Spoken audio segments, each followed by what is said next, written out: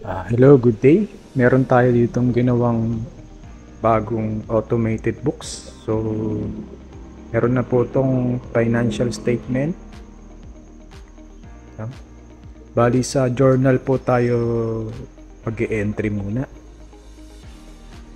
So, dito po. Dito po tayo mag-e-entry ng ating data. Pag na-entry na po natin yan, pupunta po siya dito automatically sa ating table. Meron din siyang ledger. Yan, naka-segregate na yan per account. Meron din tayong cash receipt, automated din yan. Cash disbursement, automated din. Trial balance, automated. Magkakaroon na rin tayo ng trial balance. So, ito yung pinakang niya, result. Close up na, wala pa. So, meron din itong income statement. Meron din itong balance sheet. No? So, wala pa tayong cash flow. On the process ang ating cash flow, pero madali na yan since meron naman tayong ledger. So, ganito lang siya gumagana. Mag-i-input lang tayo ng data.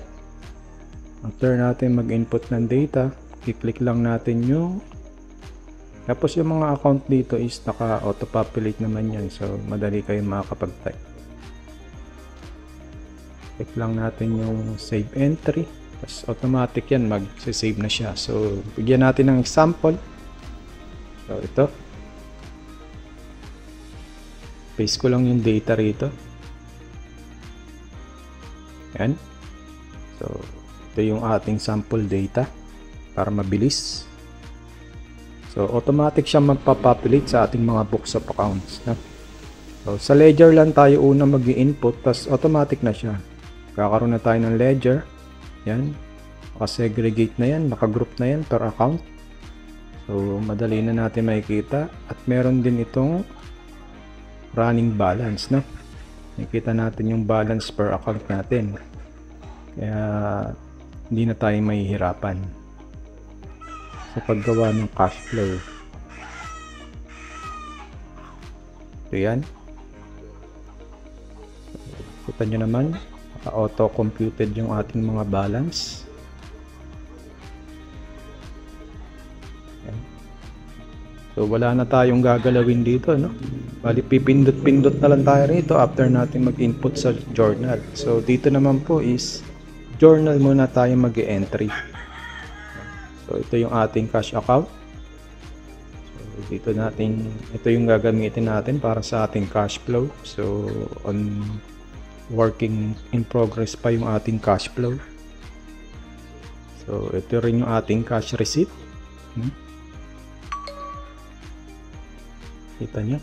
Ayan din yung ating cash disbursement. So, automatic din siya. Tapos ito yung kagandahan dito, automatic na rin ang ating trial balance. No? So, ito yung ating trial balance data.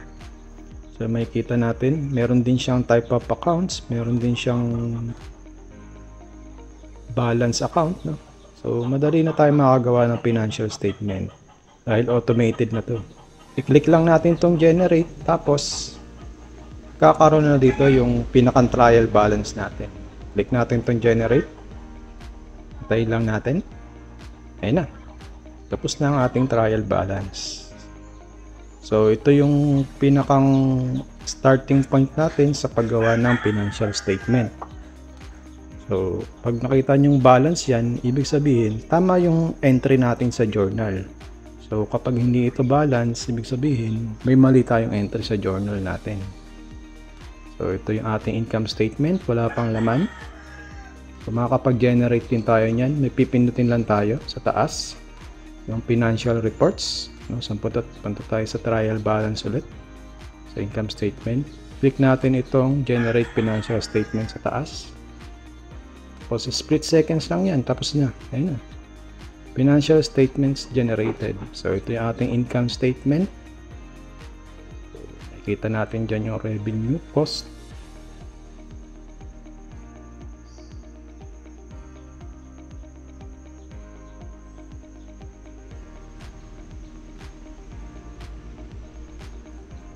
Check natin sa cash receipt. Tama. Balance sheet. income statement. So, ito. Maayos naman yung ano niya, tama naman. Sa balance sheet naman. So, check natin kung balance yung ating asset at liabilities and equity. So, balance siya. So, ganun lang siya. No? Sunod naman natin dito yung ating cash flow.